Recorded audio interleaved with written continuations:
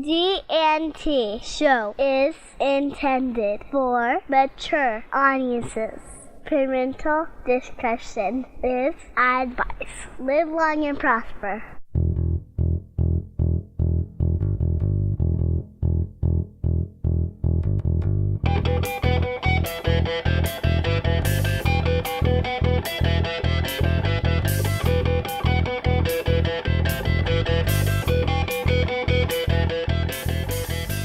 Are friends with benefits?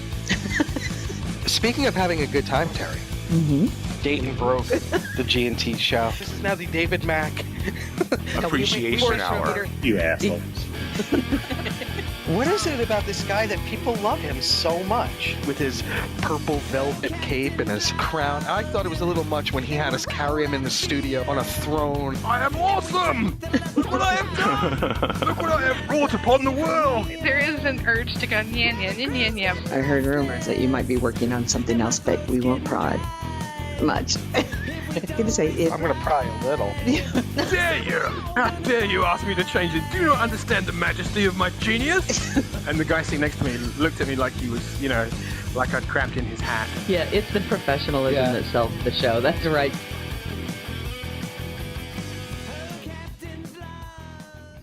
Isn't it great? I love this thing. Okay, hey everybody, it's Terry from the G&T Show along with Mike Ceridian. Kapla! And we are here doing an impromptu supplemental log for the G&T Show, and we get to welcome back once more Al Rivera, the lead designer for Star Trek Online. Hi guys, good to be back. Well, it's been a crazy, crazy day, a crazy week already just for you. Yesterday, we got to start off the con with a bang, no less. You got to renew your vows over at the Enterprise D Bridge, and it was the commencement, or I should say, the officiant was Denise Crosby. How fun was that? That was so surreal. And it was what a whirlwind day yesterday.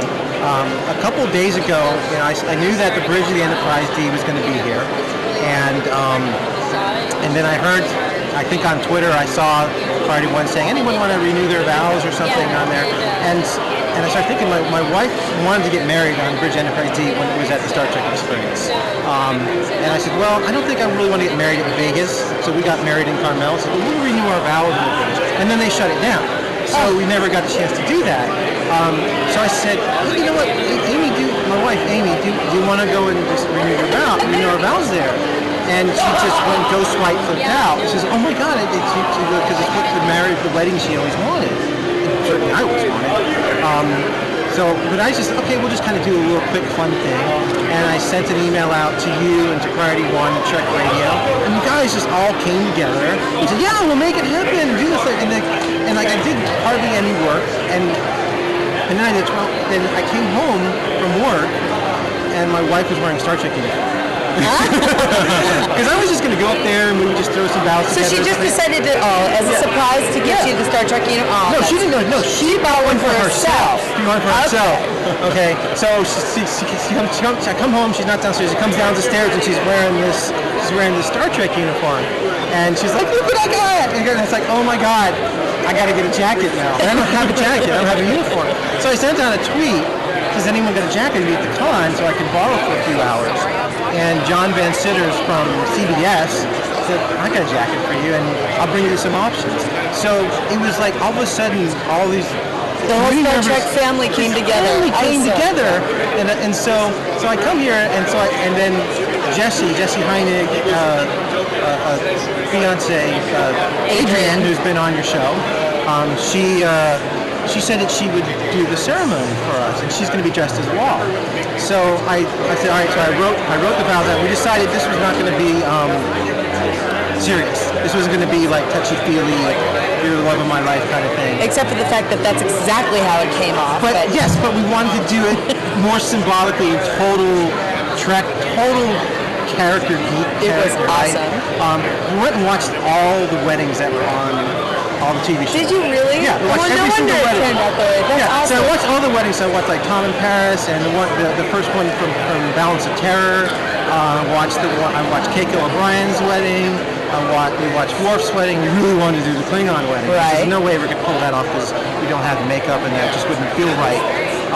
So we watched them all, and then I put together a little ceremony, and I'll probably send it. You guys, you have to understand. He put the entire ceremony in writing, in LCARS format for the pad, which was used on an iPad. On a pad, yeah. It was perfect. It was absolutely perfect. So I put that on there, and then I said, okay, this will be fun, and my wife loved it. She just flipped out. It really was pretty easy because I just grabbed a template off the web and then I just put the text in and just That's it great. out. But it worked perfectly.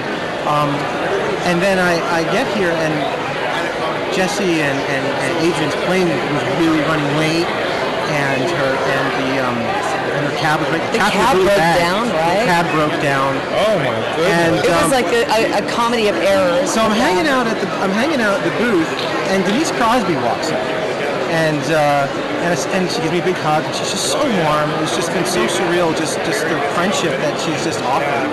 And she says, I said, you're going to stick around for the wedding? We're going to get reorganized. Oh no, she says, I'm going to officiate and do a blessing at the wedding. And I thought she was just going to like just say, congratulations, something like that. And I said, no, that would be great. And she says, no, I'm going to do the wedding. I'm going to officiate at the wedding. And it didn't register. It didn't click, right? It's like, and I thought I was going to pee myself. Right? And so I said, and she says, is that okay? And I said, is that okay? You mean tell me how Denise Crosby, Tasha Yar is going to marry us on the bridge of the Enterprise? I said, yeah. And then all of a sudden, I lost it. Then I was suddenly so totally nervous. Then you got totally nervous? I got totally nervous all of a sudden. And it's like, now it has to be perfect, right? And then John Vincent from CBS texted me. He had the uniform for me. He took me to backstage, and he had all these uniform options for me. He had the white ceremonial jacket, but it was too small. He had the jumper, but jumpers don't fit me. It just gives me lights in the crotch, and it's just going to come up. My legs are too tall. For those of you who have never seen Al in a picture of Al or anything, he's a very tall gentleman. You're 6'3". You have the body of Jonathan Frakes, and the tall, gorgeous thing. And now this is where I almost shit. It's like he said, Al, I'm sorry, I really tried to get it. I had Jonathan Frakes' jacket from the movie, and I was going to get it for you, but he couldn't get it. He was stuck behind in the warehouse, ran too many boxes. I said, John, it's like, I don't care what you bring me. I'm just so grateful that you could do that. But he got me my favorite uniform, a red, DS9 Nemesis kind of jacket. So I got that. So we had the ceremony prepared, and Denise had to go. She had to do a photo shoot, and I said, well, I was really waiting for Adrian, and she said, well, I can't. We got to go. We're just going to do it. And then I really liked the Klingon ceremony, right? Klingon is awesome. So awesome. It's so powerful and beautiful. So what I prepared is, well, maybe we'll find a random Klingon on the stage, and I'll just kind of do like an epilogue, like after the kiss, and you say, I'd like to say something for these two warriors, something more befitting. And so I listened to it, and I copied the entire ceremony, minus what the spouses would say, just saying that out. And I put it in there as an option for kind of Klingon. And some Klingon, just random Klingon, says, yeah, I'll do it. And he's dressed as a Klingon, and he totally nailed it. He comes out, kapla! I want to step in for a moment. And he walks up and he does the Klingon ceremony blessing. And it was like, everything just came together. The guys at TribbleToys.com donated, gave us 2 tribbles and Terry Lynn was our Tribble flower girl. I was a Tribble girl. I got to hold the Tribble. And then we tossed the 2 tribbles. I think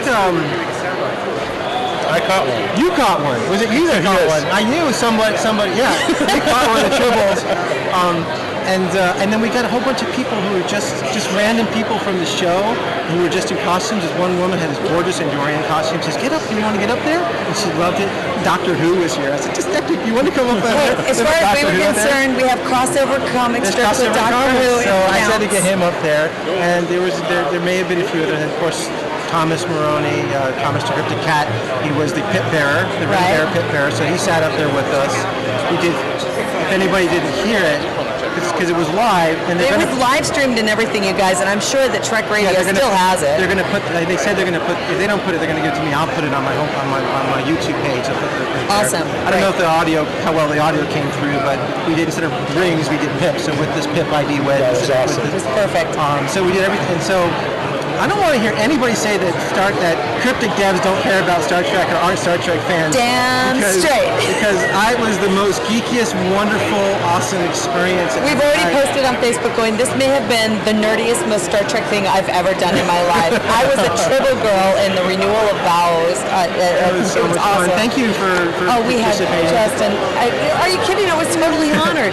Now, starting tomorrow, well, today you also got to co-host a panel before we got to kind of interview and talk about the game. Legacy of Romulus specifically. Right, Legacy of Romulus and Denise Crosby's role in the game. Yeah. You want to talk about your experience being able to do that on the main stage at the con? I was nervous as hell, is what it was. Because, I mean, it's not like doing one of these shows or tomorrow when we get tomorrow's panel, like with the dev panel. I felt like I had no business being up there with Denise Crosby, right? There's a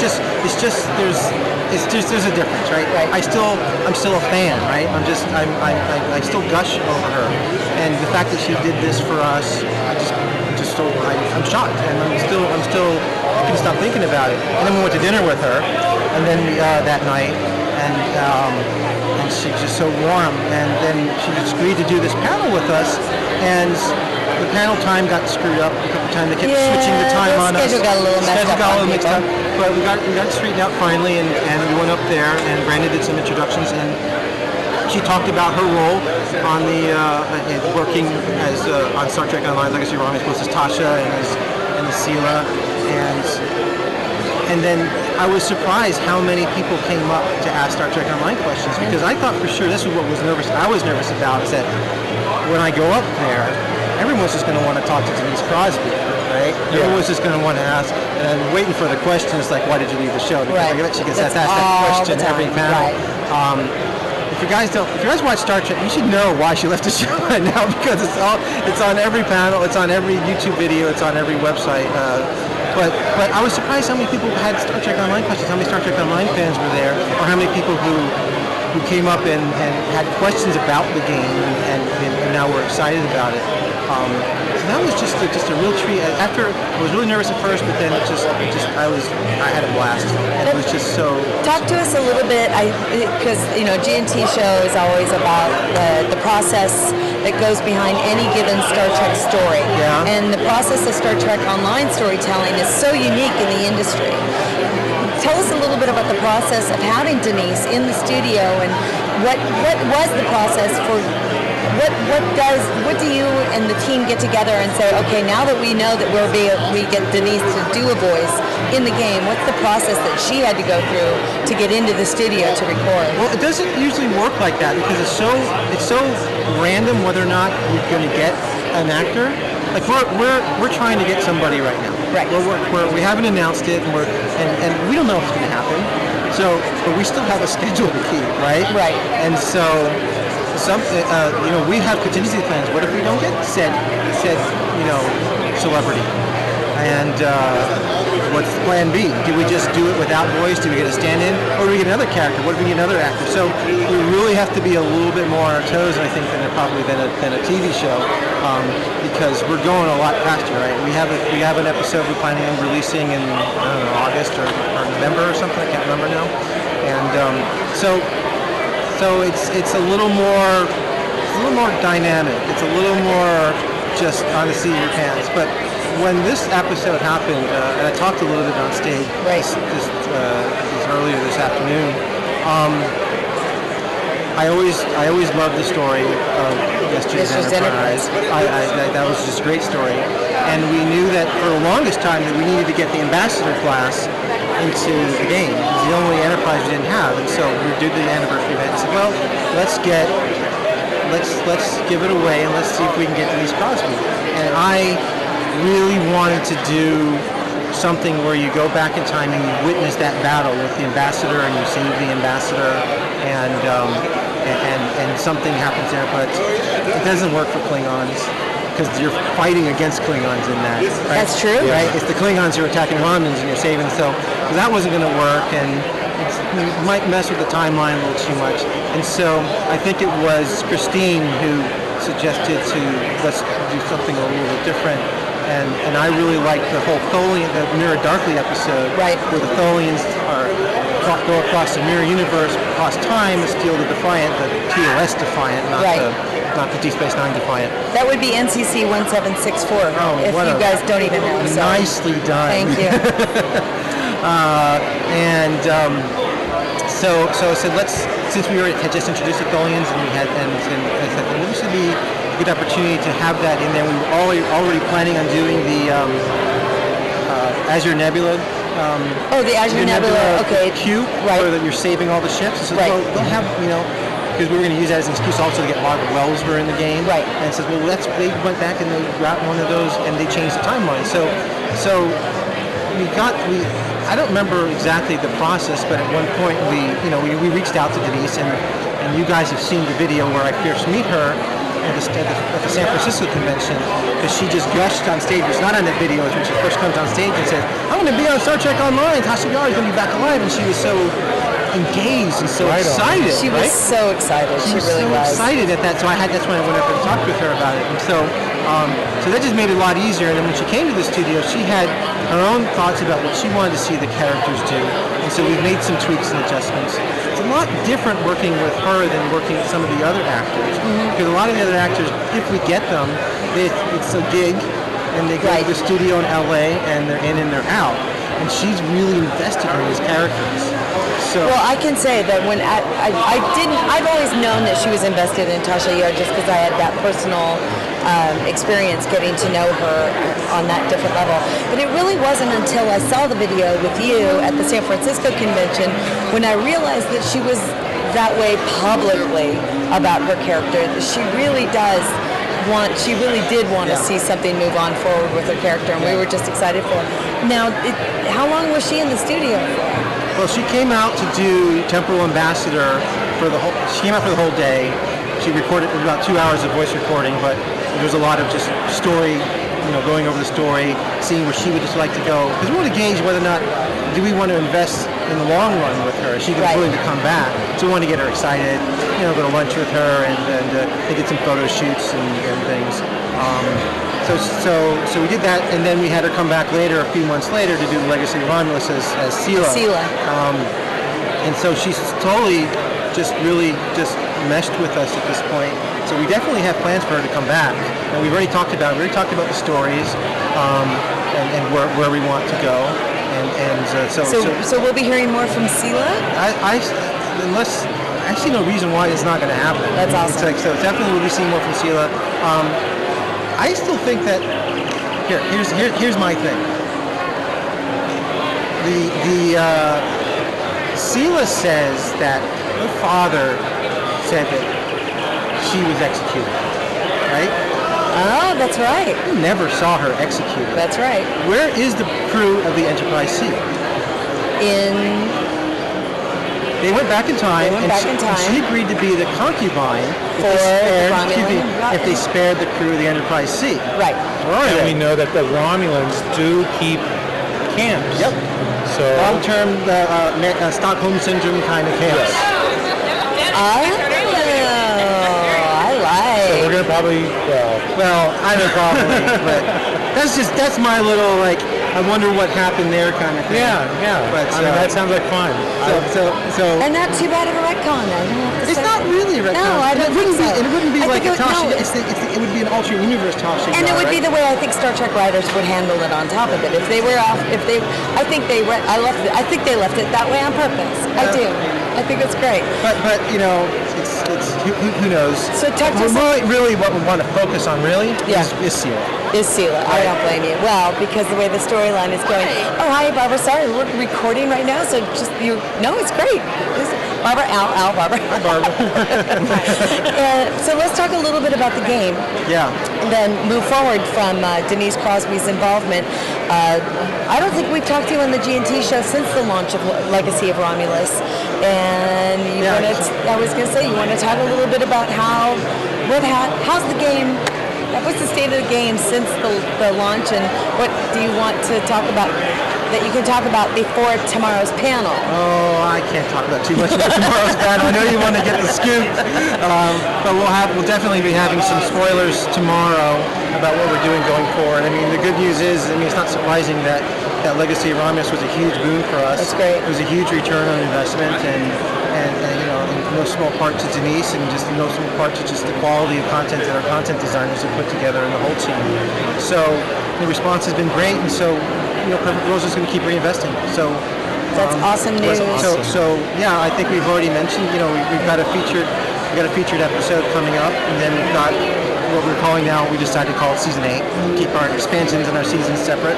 So we'll have Season 8 coming out later this year. And really, that's what we want to focus on right now. What comes after that next year, whether we do another expansion, I don't see why not. But we don't really want to. Right now, we need to focus on. We'll be focusing everything on what's coming up for Season 8. Personally, what was your favorite part of the Legacy of Romulus expansion? Just for you personally. The Kittimer mission when the Romulan sacrifices himself. I can't remember his name right now. Tamar. Yeah. That was just because we knew we had to. We released New Romulus, and we knew what we wanted to tell as far as why the Klingons would be involved, but we weren't able to sell it yet. So we needed something to sell that. Well, it certainly sold well as far as the rest of us are concerned. Yeah, so that was that was a huge moment. That was a great storytelling moment we're telling you about. How far have you gotten in Romulus? Legacy of Romulus. I'm at 32 now. So how? I'm not sure what have you finished the arc? Have you finished Legacy of Romulus? No, I'm at 30. What's the last episode you remember? Let me see. Where is Grenna? Grenna is in the midst of. She just got brainwashed not too long ago. Yeah, I was upset by that. Wait, isn't that in the 20s? It was in the 20s, and then I'm past that. Yeah. So now I'm in the midst of trying to figure out who's who. Again, see, that's the one thing about the Romulus that I love that you guys are doing. Yeah, that's you're not quite exactly sure who to trust and who not to trust. Oh, I know where I'm at. I'm at Sierra 39. I just finished. I started the Romulan arc. I did the Vault, and so. So did you do the Alachi arc? I must have, yes. Yeah. Did you do the ground one? I don't want to get a spoiler for you. That was one of the fun episodes we did. I was fighting a lot of them, if that makes sense. The Alachis, they grab you and make you... One in the atmosphere. Have you played it? Yes, I have. You know what I'm talking about. Yeah. Damn, I must not have played it then. Okay, so it's an episode it's an episode in a shuttle. In the atmosphere. No, yeah, I don't want to spoil it. That's a big spoiler. It's just so that was also another really fun moment to put together. See, the problem was I get all the way to 32, and then the Rise of Summer event starts, and then I was like, Beth had to have the Corvette, so I busted my butt for that. So now I'm in the Horgon holiday now. You know what? That's exactly what happened to me too. Honestly, I'm actually right about the same point that you are. And then the Rise of event came out, and I had to do that, and then I got sidetracked. Then I had to do it for my Fed character and my Romulan character. Yep. So I got a little sidetracked, so I have to get back. Now, Mike, you had a question. I did. Well, I can't think of it right now. Oh, no. But I do love what you've done with the Klingons with the expansion. You guys managed to finish it, and you got that wonderful tutorial. We're hoping to do a little bit more. Excellent. Yeah, excellent. Hoping to do a little bit more. It's too early to say, but we love Klingons. Oh, we love them too. We love them, and we're gonna keep investing in them. So we're hoping to do a little bit more, and I don't think we're going to be talking about that tomorrow, but that's just my little sneak for you guys. Thank you. I think we'll be doing I think we're going to try to get out that Negvar refit. I was just going to ask about ships. Yeah. So let's talk a little bit about ships. Now we've got the Ryzian Corvette that just came out. We just had the beautiful new Romulan Vet ships that came out. So how do you guys concentrate, or can you talk about what I can talk a little bit about ships. Ships, we just need more ship artists. There's never enough time for more ships. But so we've got. Are we in a wrap up yet? Should be coming up with a wrap up the replay for the lockbox replays. The lockbox The end of the Tal Scout lockbox is around. Is around the corner. Yeah, I would assume so. So that means the next lockbox will be coming out. I don't think we've announced that, so I'll have to keep that one secret. Okay. So there'll be some new ships in there. We will be doing a new Romulan ship that will be a pure escort, kind of Defiant Akira-like as far as in feel. Still be a warbird.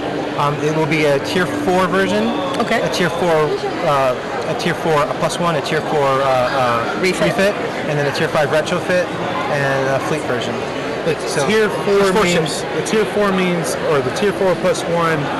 That's the console that is swappable between other ships. Yes, at tier 4 the consoles are swappable. And I'll just tell you what it is. It'll be since it's comparable to Defiant, it'll be the quad plasma cannons. Okay. Right? Okay. Just like all three species, all three factions will have a quad cannon. So they'll with that one. So that will come with that, and it will be usable. Of course, you can move that around. And then the tier 5 retrofit version will come with its own console. There'll probably be a set bonus associated with it of some sort. See if I can else remember about that. So it's four ships. I can't recall anything else about it right now, but it's very escorty. The big thing is that we're putting it there because that's where I think most people are complaining because they play a lot as escort ships, and then you get your next ship up is at a Daradex. Yes. Slow. And big. And so I think the switch is you want to give people a choice. If you want to keep going escorty, or if you want to go classic IP. So. Oh, okay. So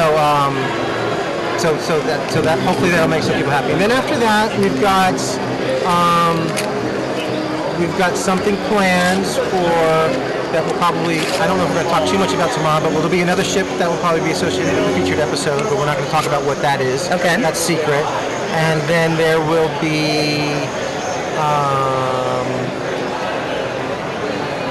then there'll be we'll have a +1, I think probably doing the +1 Klingon Negvar ship there. There'll be winter event coming up soon around that time, so we'll be doing a new winter event ship.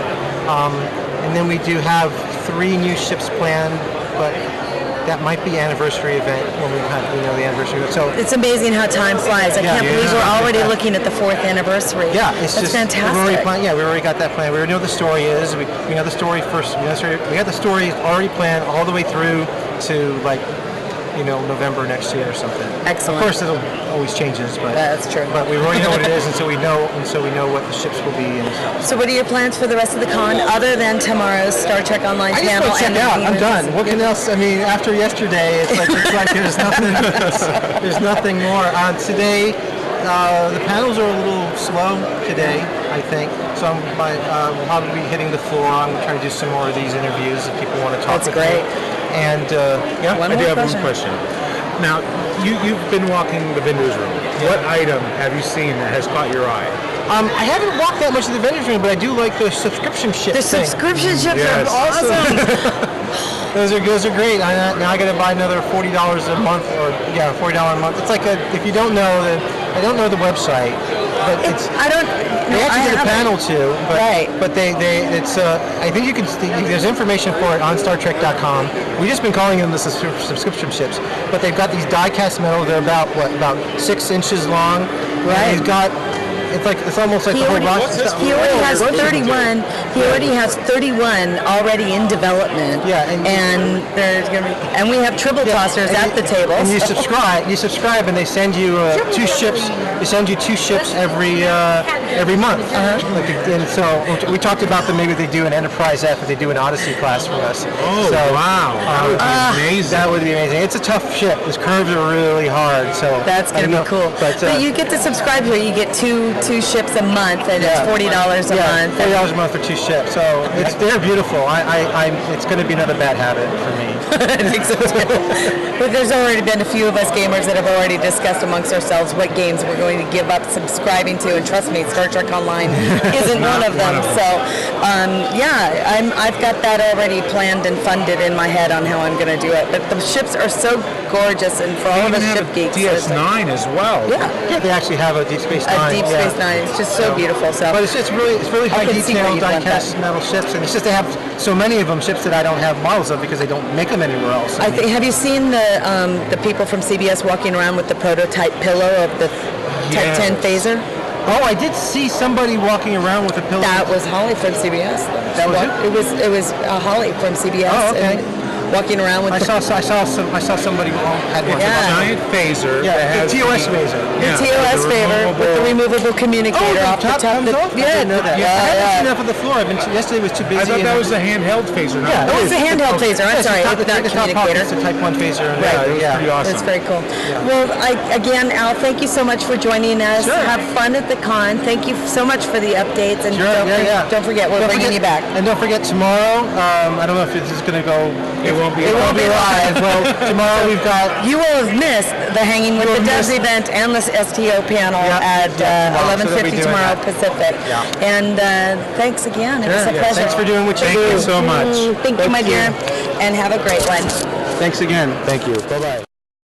G&T Show is a busy little Beaver production. Music for the G&T Show is provided by Warp 11, Grethor, 5 Year Mission, and Andrew Allen's Smooth Federation.